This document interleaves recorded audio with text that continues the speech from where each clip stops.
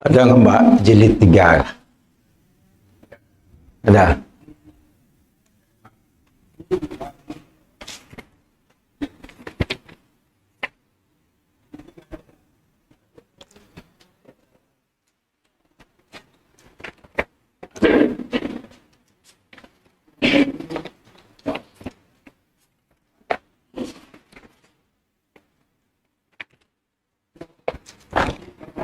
أعوذ بالله من الشيطان الرجيم. بسم الله الرحمن الرحيم. السلام عليكم ورحمة الله وبركاته. الحمد لله رب العالمين، والصلاة والسلام على أشرف الأنبياء والمرسلين وعلى آله وصحبه أجمعين.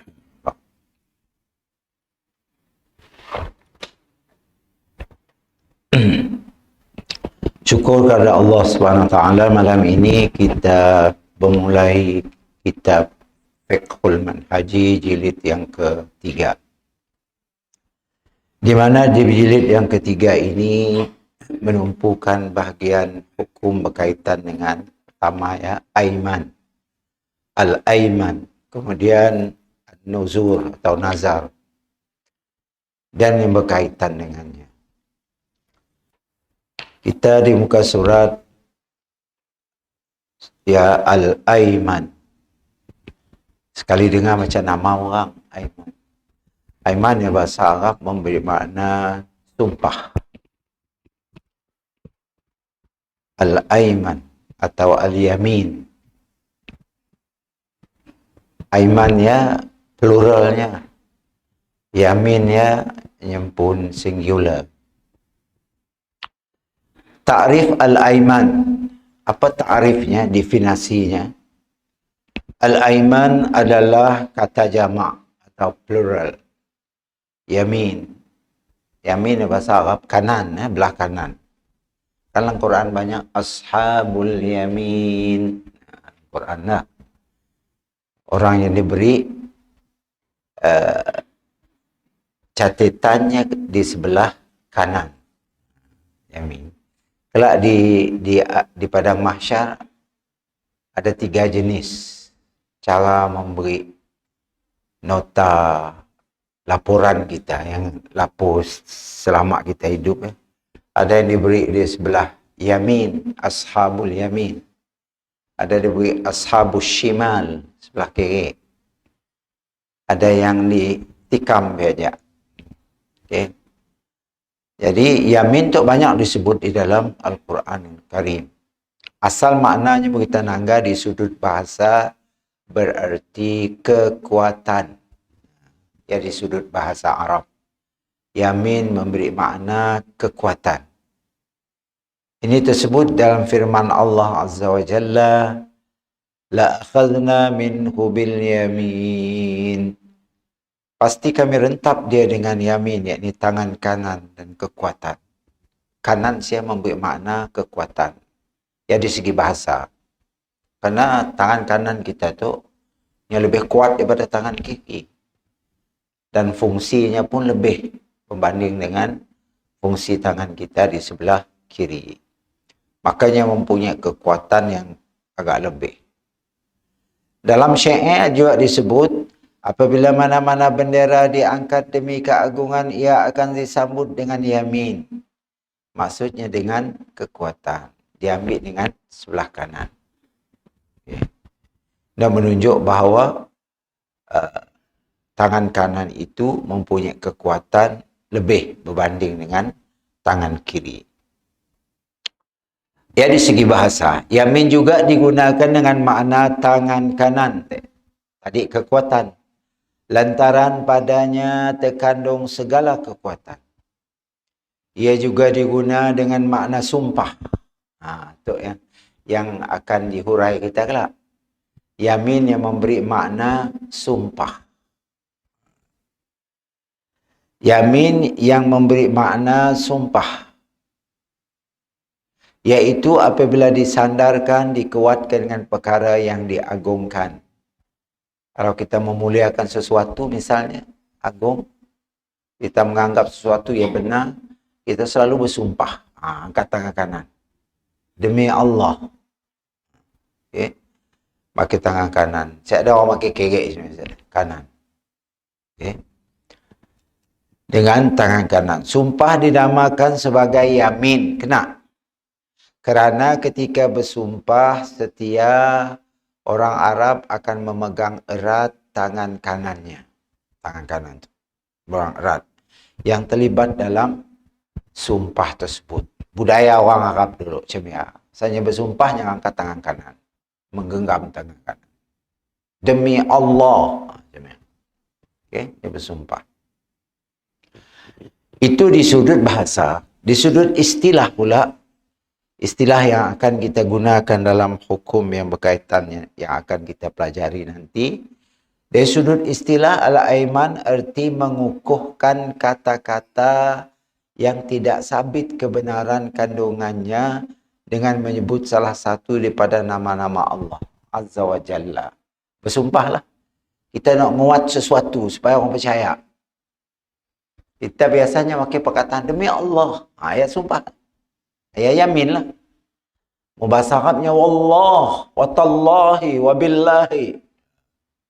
Kita rangga sidak sultan nak apabila berikrar wallahi, wa billahi, wa tallahi. Ya sumpah. Okay. Untuk apa tadinya Mada? Untuk mengukuhkan kata-kata yang tidak sabit kebenaran kandungannya dengan menyebutkan salah satu daripada nama-nama Allah Azza wa Jalla. Ataupun menyebut salah satu sifatnya dengan lafaz yang tertentu. Kita guna sifat Allah misalnya. Demi Tuhan yang maha berkuasa. Okay. Demi Tuhan yang maha memberi rezeki. Kita pakai sifatnya. Boleh juga kita bersumpah menggunakan sifat-sifat Allah Subhanahu Wa Taala atau dengan namanya. Wallahi. Wabillahi. Watallahi. Ya, dengan nama Allah. Baik. Penjelasan ta'rif dari segi istilah. Satu, penggunaan perkataan mengukuhkan dalam ta'rif di atas adalah bagi mengeluarkan sumpah yang sia-sia, iaitu sumpah yang diucap tanpa niat untuk melaksanakannya. Ada juga macam ni. Dah jadi mainan mulutnya sumpah. Jadi sumpah sebenarnya. Macam orang Arab lah. Orang kita jarang. Orang Arab. Dia selalu nyebut kata Allah. Arab. Ya, nanya, kau dah minum tak? Kita mana? Dia akan jawab kita, Wallah syarib tu. Macam ni. Stylenya. Demi Allah aku dah minum. Apakah ayat sumpah? Ia dipanggil sumpah sia-sia. Cuma merupakan mainan bibir. Kebiasaan orang Arab. Yang ada kau pergi sini dek. Aina tazhab? Wallah ana azhab ila kucing. Kau pergi sini dek. Demi Allah aku pergi kucing. Nya mesti ada wallah. Sama ada di awal atau di ujung. Wallah. Ya kita. Benar sih kau? Benar sih kau dah makan? Allah. Kita jawab, Allah ana akalt. Aku dah makan. Ayah adalah merupakan sumpah yang sia-sia, iaitu sumpah yang diucapkan tanpa niat untuk melaksanakannya ataupun tanpa niat untuk membenarkannya. Apa ajalah. Okay? Kata-kata orang Melayu kita mungkin jarang lah. Makin. Kita selalu nyebut demi Allah. Demi Allah. Dah makan ke tak? Demi Allah dah makan. Dia bukan sumpah sebenarnya. Walaupun dia pakai perkataan sumpah, demi Allah kan perkataan digunakan untuk bersumpah. Tapi untuk penggunaan tiap-tiap hari untuk memperkuatkan apa yang kita kelakar yang benar, supaya orang percaya, kita selalu sebut nama Allah. Dia dipanggil sumpah sia-sia. Tiada makna apa-apa. Okey, sumpah yang sia-sia. Maka ia tidak termasuk dalam erti kata sumpah yang sebenarnya. Contohnya seseorang yang menyatakan tidak demi Allah, terpuya benar demi Allah. Naam, wallah, naam. Orang Arab ya na'am. Naam, wallah. Cakap na'am saja orang asyik percaya katanya. Na'am. Udah makan katanya. Na'am, akalt. Benar sih kau dah makan. Wallah, nak akalt. Demi Allah, aku dah makan. Untuk memperkuatkan ucapannya supaya orang percaya. Itu adalah sumpah mainan bibir ketika kita berkelakar, bukan sumpah yang sebenarnya. Ini tidak dianggap sumpah menurut syarak, menurut agama kita, istilah syarak. Firman Allah Ta'ala, La yu'akhidhukumullahu billaghwi fi aymanikum, walakin yu'akhidhukum bima aqadtumul ayman. Allah tidak menghukum kamu disebabkan sumpah-sumpah kamu yang tidak disengajakan untuk bersumpah. Kena dah jadi buah mulut pi aja.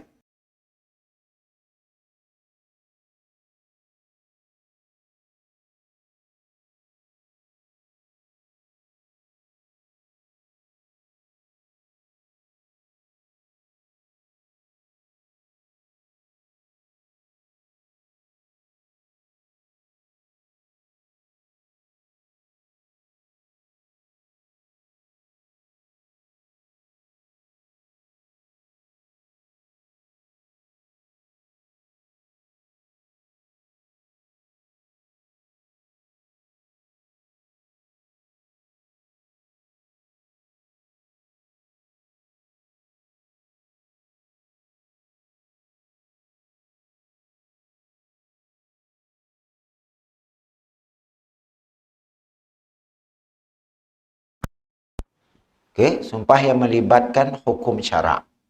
Hanya ada hukumnya gelak sumpah. Okey. Ada hukumnya, ada risikonya, dan ada pahalanya, dan ada dosanya. Aisyah radhiyallahu anha menyatakan ayat ini diturun mengenai kata-kata tidak. Demi Allah, ya benar, demi Allah, diriwayatkan oleh Al-Bukhari.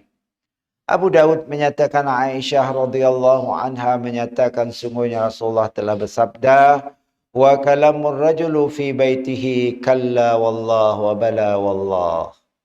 Sumpah yang dimaksudkan itu adalah kata-kata seorang lelaki di rumahnya, tidak demi Allah dan ya benar demi Allah.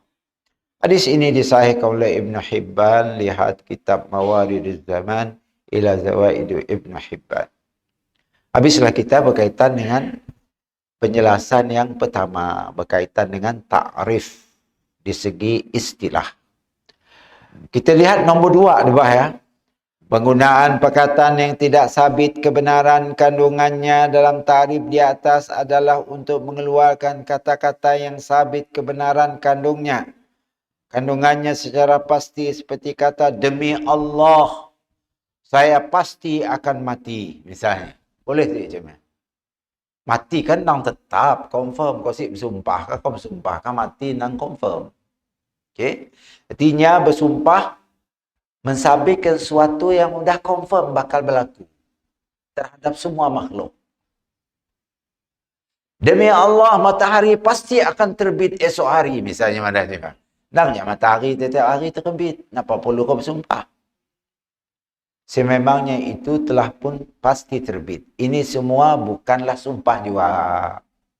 Kenapa yang bersumpah dengan benda sesuatu yang memang akan berlaku. Tiada siapa pun yang mengingkari matahari selagi belum kiamat, selagi hanya terbit setiap pagi. Kecuali dah kiamat kelak.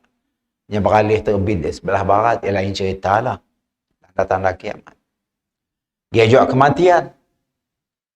Semua orang mati. Ini ada makhluk di dunia tu. Binatang kah, manusia kah, malaikat kah, setan kah, jin kah. Semua kan akan mati. Saya dah perlu kau bersumpah. Okay. Aku bersumpah demi Allah, aku akan mati. Memanglah satu masa kau akan mati. Maka sumpah sedemikian itu tidak diambil kira. Karena menyebut sumpah terhadap sesuatu yang pasti. Tiada siapa yang mengingkarinya. Sedangkan sumpah tujuannya untuk mereconfirm benda yang kita padah ya benar. Kerana belum pasti. Misal kita ngaku kita salah. Kan belum pasti kita sih salah. Mengikut hakim, mengikut lawyer apa semua.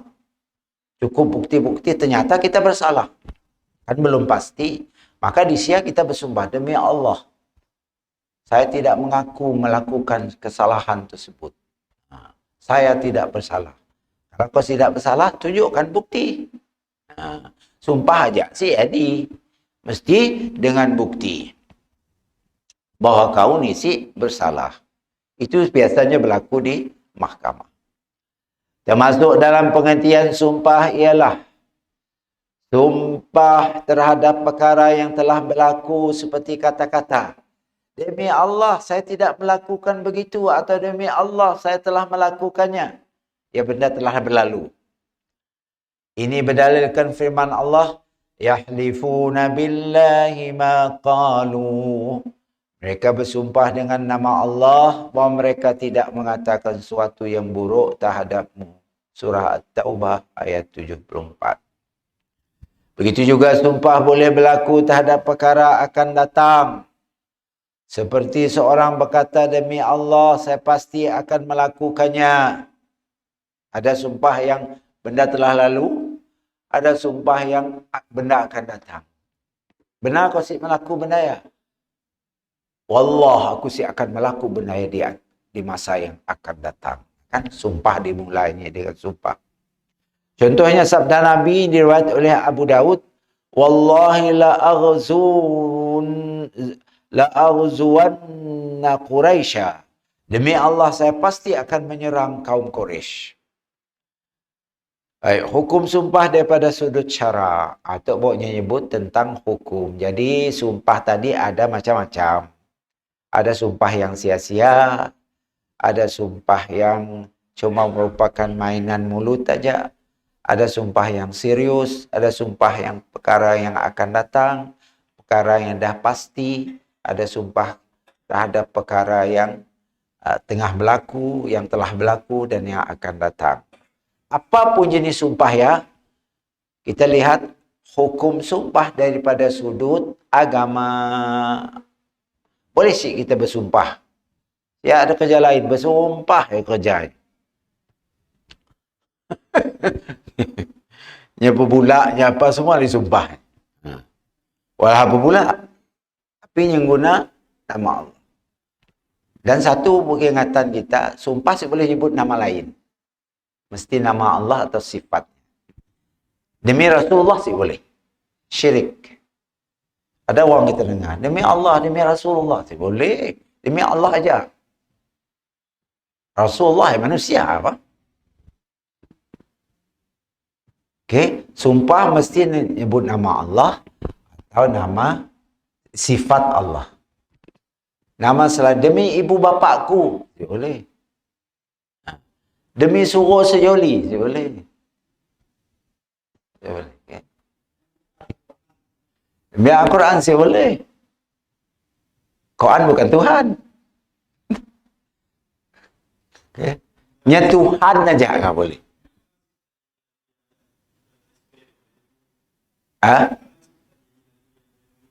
Si boleh, I swear by the moon ni si boleh. Aku bersumpah dengan yang orang kafir. Orang kafir terpulang padanya. Lah, orang Islam maksud saya. Si boleh. Swear, moon kah, sun kah, planet kah, apa aja si boleh. Sumpah orang Islamnya mesti makin nama Allah atau sifatnya. Sahaja. Tu banyak kita dengar. Perempuan biasa nak. Demi Allah, demi Rasulullah. Kena sih demi Allah aja. Okay.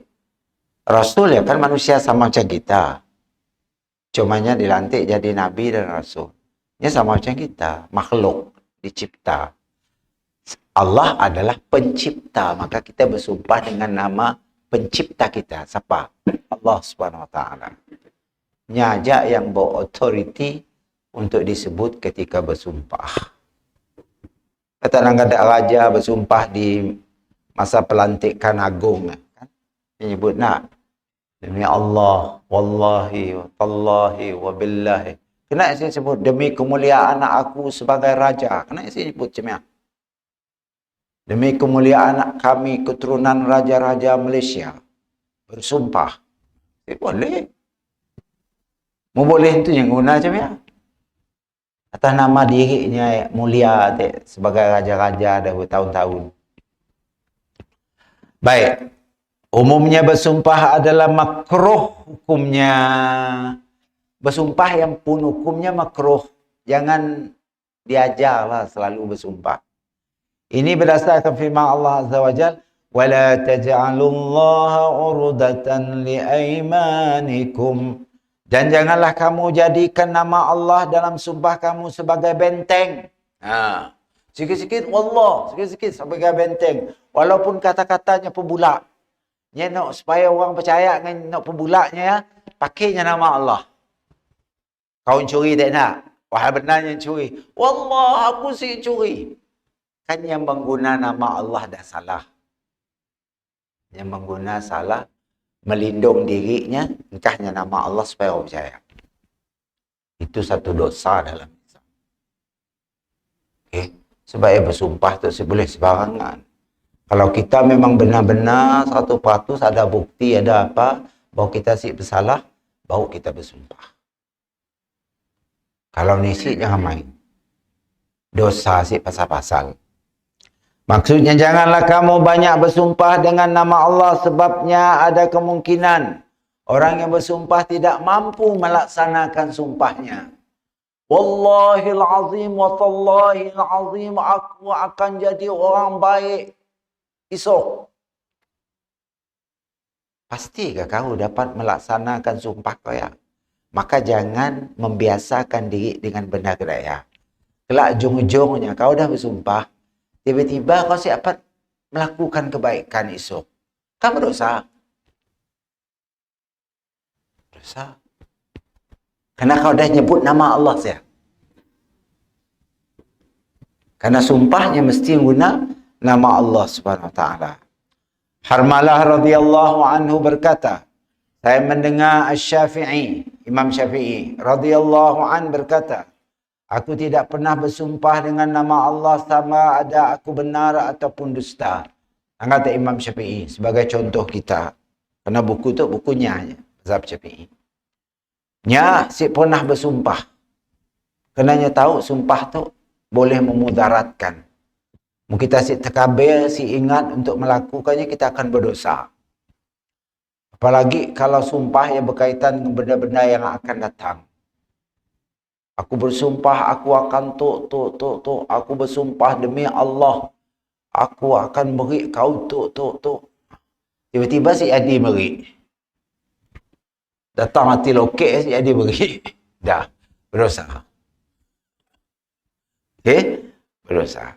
Namun kadang-kadang hukum sumpah berubah berdasarkan tujuan dan matlamatnya. Berdasarkan perkara ini bolehlah dinyatakan hukumnya. Pertama, ada sumpah yang hukumnya haram. Apabila bersumpah untuk melakukan perbuatan haram ataupun meninggalkan yang wajib ataupun berdusta mengenai suatu perkara yang tidak wujud. Misal contoh, Wallahil azim, aku akan minum arak esok. Boleh? Dia bersumpah nak melaku benda haram. Ia hukumnya haram. Ataupun Wallahil azim, aku semua sembahyang lagi. Akan si sembahyang yang haram. Maka hukum sumpah dengan benda ya, macam adalah hukumnya haram. Ataupun hukum bersumpah dengan sesuatu yang pembulak. Pembulak. Ya, kelakarnya pembulak. Tapi yang menggunakan nama Allah untuk supaya orang percaya dengan sumpahnya tadi. Sama juga. Haram dalam Islam. Ini untuk protect diri ya. Supaya orang percaya. Makanya nyebut nama Allah. Demi Allah. Demi Allah. Maka itu hukumnya haram. Apabila haram berdosa lah. Berdosa. Apa tadi? Bersumpah. Sebut saya melakukan perbuatan haram. Demi Allah, aku akan mencuri petang tu. Boleh. Demi Allah, aku akan makan babi goreng esok. Maka si boleh. Ataupun demi Allah, aku akan puasa bulan Ramadan 1445 tu. Haram. Ni ada bolehnya bersumpah si melakukannya, wajib melakukan puasa. Tiba-tibanya bersumpah si melakukan. Maka hukumnya berdosa. Dia juga, Allah melarang minum arak. Tiba-tibanya bersumpah, aku akan minum arak. Wallahil azim. Kini tu segelas. Minum.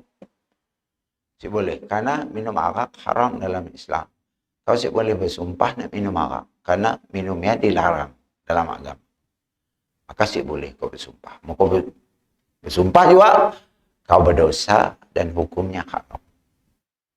Baik, ada sumpah yang wajib. Nombor 2 ya. Apabila tiada cara lain melainkan dengan bersumpah untuk menyatakan hak orang yang dizalimi ataupun untuk menyatakan perkara yang benar. Ya wajib. Di mahkamah lah selalunya.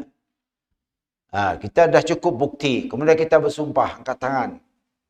Saya bersumpah sebagai saksi kepada Fulan bin Fulan bahawanya adalah orang yang baik dan tidak bersalah. Karenanya dilantik jadi saksi, makanya dikehendaki bersumpah. Dan dia tahu benda yang benar, orang yang memang bersalah. Orang yang kena konspirasi ataupun difitnah dan sebagainya. Maka kalau hakim nyuruh kita bersumpah, wajib kita bersumpah sebagai untuk mempertahankan bahawa orang yang tadi nisik bersalah. Ya wajib. Mau kita sih mau, berdosa kita. Sedangkan kita tahu nisik bersalah. Kenapa semua bersumpah? Malas mau. Padahal wajibnya bersumpah. Karenanya tahu. Ia adalah satu-satunya bukti manusia yang tahu tentang orangnya. Tiba-tibanya semua bersumpah. Makanya berdosa. Karena hukumnya wajib. Okey, baik.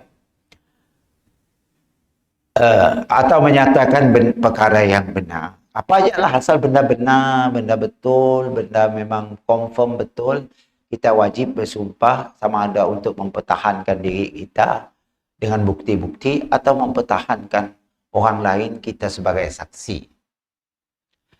Contohnya, sekiranya seorang dituduh melakukan kesalahan lalu diminta dia bersumpah. Dia mengetahui kiranya dia enggan bersumpah, nescaya orang yang menuduh akan melakukan sumpah dusta. Dan dengan itu orang yang tidak bersalah akan dizalimi. Maka wajib kita bersumpah. Kenapa kita bersumpah? Tak ada je orang yang sebenar bersalah, yang dulu bersumpah. Kerana yang pemula, sumpah pula kan sumpah bulat tadi berdosa. Apabila dia bersumpah, kita bersumpah apa? Bingung. Jadi siapa yang betul tu? Ya, bersumpah madrasah bersalah itu, bersumpah madrasah bersalah. Maka hendaklah kita segera bersumpah mempertahankan diri kita ataupun orang yang kita jadi saksi tadi bahawa orang itu tidak bersalah ataupun di pihak yang benar. Dan yang ketiga, harus artinya boleh atau boleh. Okey, ya harus. Boleh juga kita bersumpah, boleh juga kita bersumpah. Ya maksud harus dalam bahasa Malaysia. Kalau harus dalam bahasa Indonesia, artinya wajib. Okay? Itu harus bahasa kita. Kerana buku itu diterjemah oleh orang Malaysia.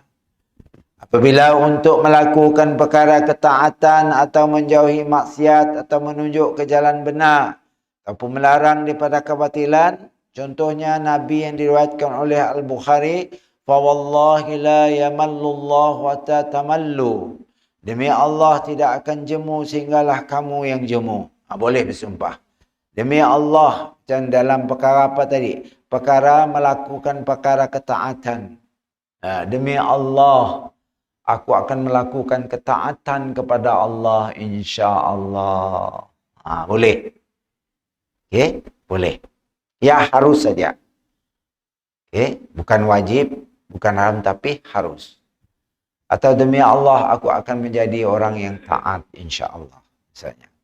Atau menunjuk jalan yang benar. InsyaAllah apa yang aku kata tu adalah benar, mudah-mudahan berdasarkan firman Allah Subhanahu Wa Taala. Kita madah semia, maka itu hukumnya harus. Contohnya Nabi tadi. Demi Allah kata Nabi, Allah tidak akan jemu sehinggalah kamu yang jemu. Pinta macam-macam. Allah tu si pandai jemu. Yang paling suka kita berdoa minta dengan apa aja. Asalkan benda ya benda halal. Jangan minta benda haram, mesti boleh. Ya Allah menangkanlah aku tiket loteri apa semua, ya sih boleh. Kalau berdoa, minta apa aja, nak halal, nak benda dunia kah, nak benda akhirat kah, nak benda dalam kubur kita kelak kah. Ya Allah, jangan kau seksa aku dalam kubur lah, sekira aku mati. Boleh kita berdoa, minta. Ya Allah, berikanlah aku supaya dapat menjawab soalan-soalan dalam kubur apabila aku mati nanti, ya Allah. Boleh minta dengan Allah. Minta, ya Allah, ampunkanlah dosaku, ya Allah. Ya Allah, sehatkanlah badanku. Murahkanlah rezekiku. Jadikanlah aku orang yang taat dengan perintahmu. Hilangkanlah perasaan jahat yang ada di dalam hatiku. Pikiran negatif selalu terlintas dalam otak. Sapukanlahnya daripada pikiranku, ya Rabbi. Hapuskan. Boleh. Minta apa aja. Allah tak paling sukanya si jemu Nabi Madah. Demi Allah, Allah tidak akan jemu sehinggalah kamu yang jemu. Kita lejuk dan minta. Tapi Allah siakan jemu. Allah terima sih. Allah pasti terima. Cuma cara penerimaan doa bagi Allah tu berbeza-beza. Kadang-kadang ditangguhnya. Yang diterima. Siap ada doa si terima. Semua diterima. Asalkan doa yang halal. Kadang-kadang Allah diterimanya di dunia tu terus. Kadang-kadang ditangguhnya alam kubur lah. Kadang-kadang ditangguhnya di padang mahsyar. Karena di sia kita lebih memerlukan berbandingkan di dunia. Karena setiap kali kita berdoa, kita dapat pahala. Karena doa ya adalah ibadat. Kita berdoa angkat tangan, dapat pahala. Udah je kita dapat nak dipinta kita, dapat pahala aja lagi. Double kita dapat. Kena berdoa, doaul ibadah kata Nabi. Doa dikira ibadat. Apabila dikira ibadat, dapat pahala. Kita berdoa dalam semayang. Sebelum kita salam, kita digalakkan berdoa. Lepas kita baca tahiyat akhir, sebelum kita beri salam, doa sikit. Rabbi fili wali walidayya warhamhuma kama rabbayani saghira. Abau, Assalamualaikum. Lepas kita baca tahiyat. Jadi Nabi dulu yang membiasakan dirinya membaca doa sebelum salam. Sembahyang maghrib tadi lain, sembahyang isyak lagi doa lain lagi, sembahyang subuh pagi esok doa lain lagi. Perbanyakkan doa. Salah satu doa yang diajar Nabi apa? Doa ya muqallibal qulub. Habis fil alamin innaka hamidum majid. Ya muqallibal qulub thabbit qalbi ala dinika wa ala ta'atika bi rahmatika ya arhamar rahimin. Assalamualaikum. Ada satu lagi doa Nabi. Doa untuk supaya Allah ngampun dosa-dosa kita yang telah lalu. Fil alamin innaka hamidum majid. Habis selawat ya. Kita baca. Allahumma ghfirli ma qaddamtu wa ma akhartu wa ma asraftu wa ma asrartu wa ma anta a'lamu bihi minni antal muqaddim wa antal muakhir la ilaha illa anta subhanaka inni kuntu minadh dhalimin. Ada satu lagi. 3 semua. Tak jauh daripada azab neraka, azab kubur, fitnah masa hidup dan setelah mati, fitnah ketika munculnya Dajjal, Allahumma inni a'udzubika min azabi jahannam. Wa a'udzubika min azabil qabri. Wa a'udzubika min fitnatil mahya wal mamat. Wa min fitnatil masihid dajjal. Ya. Penting. 4 IG. Nabi minta jauh daripada 4 IG. Sebelum salam. Tak jauh dari neraka. Tak jauh daripada azab kubur. Minta jauh daripada fitnah ketika hidup dan setelah kita mati. Dan minta jauh daripada kejahatan apabila munculnya Dajjal kelak. 4 perkara. Kena 4 perkara tu benda menakutkan. Azab neraka, takut je. Minta jauh. Azab kubur, lagi lah. Kita seorang dalam kubur. Berhadapan dengan malaikat. Muka nangki, nanya kita macam-macam. Mungkin kita penjawab. Maka kita minta awal-awal. Allahumma inni a'udzubika min azabil qabri. Ya Allah, jauhkanlah aku daripada azabku. Kita minta. Okey? Baik, jadi Allah ni si jemu. Kita yang jemu. Malas lagi kau nak berdoa. Jangan panjang gila. Sebab kita berdoa jangan panjang. Pendek aja. Tapi lain-lain lagi. Waktu tu kita makin doa tu, waktu tu tak doa tu, waktu tu. Jangan digabung sekali doa yang panjang lah. Lejuk dah sekali. Lejuk, malas lagi. Panjang gila. Sikit saja lah. Okay? Sikit-sikit saja. Ya bukan saya doa, ya istighfar. Istighfar tu artinya mohon ampun. Allahumma anta rabbi la ilaha illa anta khalaqtani wa ana abduka wa ana ala ahdika wa ahdika. Mastata' a'udzubika min syarri nafsi wa syarri syaitan wa syirki. Sampai habis. Ya istighfar. Penghulu segala istighfar. Kita akan selalu istighfar pendek. Astaghfirullah al-azim allazi la ilaha illa huwal hayyul qayyum wa atubu ilaih. Pendek. Sekali-sekala kita pakai istighfar panjang, iaitu sayyidul istighfar. Penghulu segala istighfar. Ini bukan doa. Ini penghulu segala istighfar. Kita membaca ya Allah, insya-Allah ampunkan dosa kita.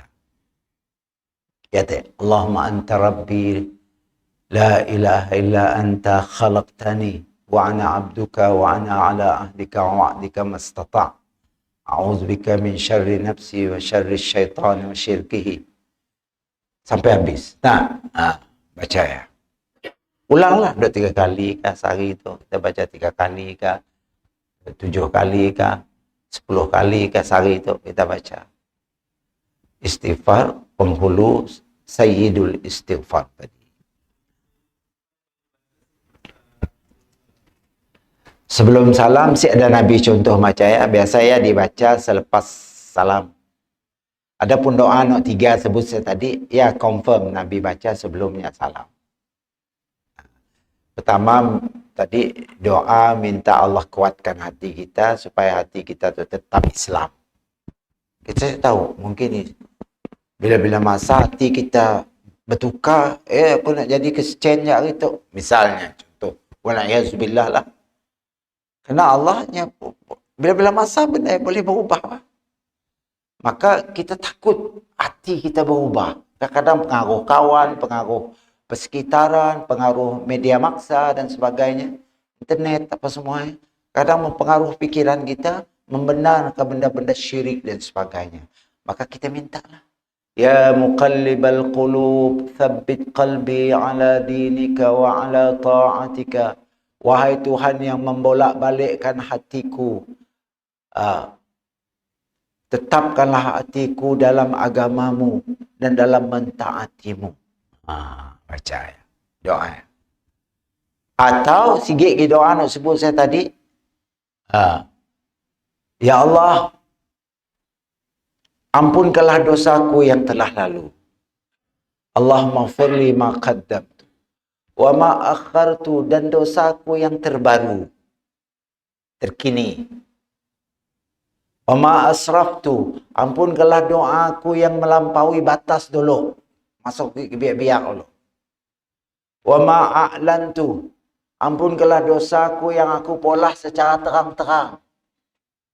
Ada kan dosa terang-terangnya malah minum ketika puasa raya tanggal orang terang-terang.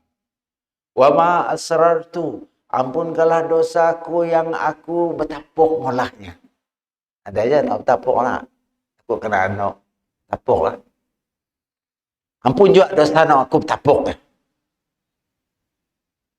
Wa ma anta a'lamu bihi minni, dan dosa-dosa aku yang aku dah ingat lagi. Aku tak banyak. Tapi Allah tetap ingat. Kerana dicatat oleh malaikat. Kita mungkin dah lupa kerana dosa yang terlalu lama dah, bah. Masa tagik biak-biak lagi umur-umur macam tu, lagi biak tu. Mungkin kalau kita, apakah pola kita masa saya? Aku dah ingat lagi Tuhan. Dosa saya. Ampun juga dosa saya, nak aku ingat lagi. Wa ma anta a'lamu bihi minni. Kemudian doa yang sikit lagi tadi. Ya Allah, jauhkanlah aku daripada seksa api neraka. Jauhkanlah aku daripada seksa kubur. Jauhkanlah aku daripada fitnah ketika aku masih hidup dan setelah aku mati. Jauhkanlah aku daripada bencana pada apabila datangnya Dajjal nanti. 4 perkara. Jadi kita pilihlah. Mungkin sembahyang maghrib tadi kita baca doa sikit tak? Lagi Isya, tahiyat akhir, kita baca doa sikit kita. Subuh esok, kita baca doa sikit. Kita gile-gile kan? Gile-gile. Okey? Gile-gile kan?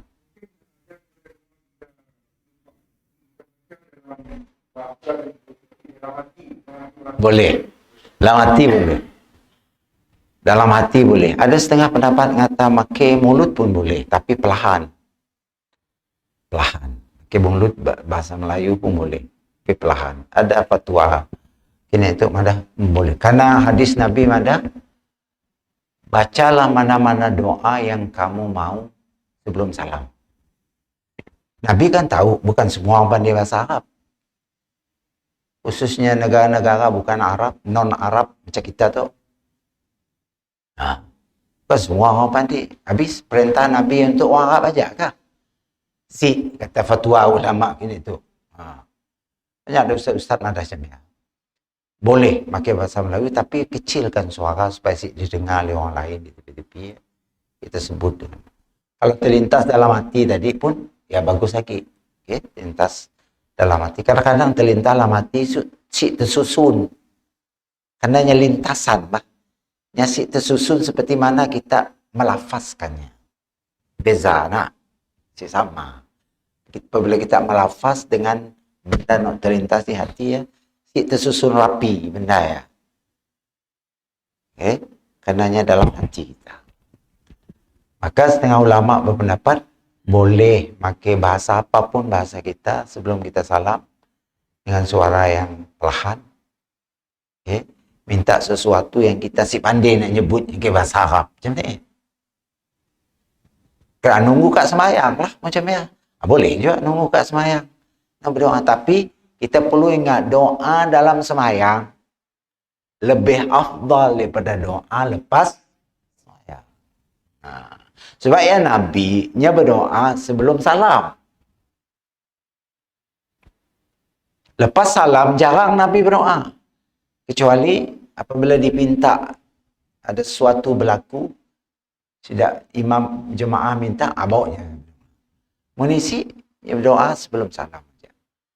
No, 3 perkara tadi lah. No, disebut saya 3 jenis doa ya.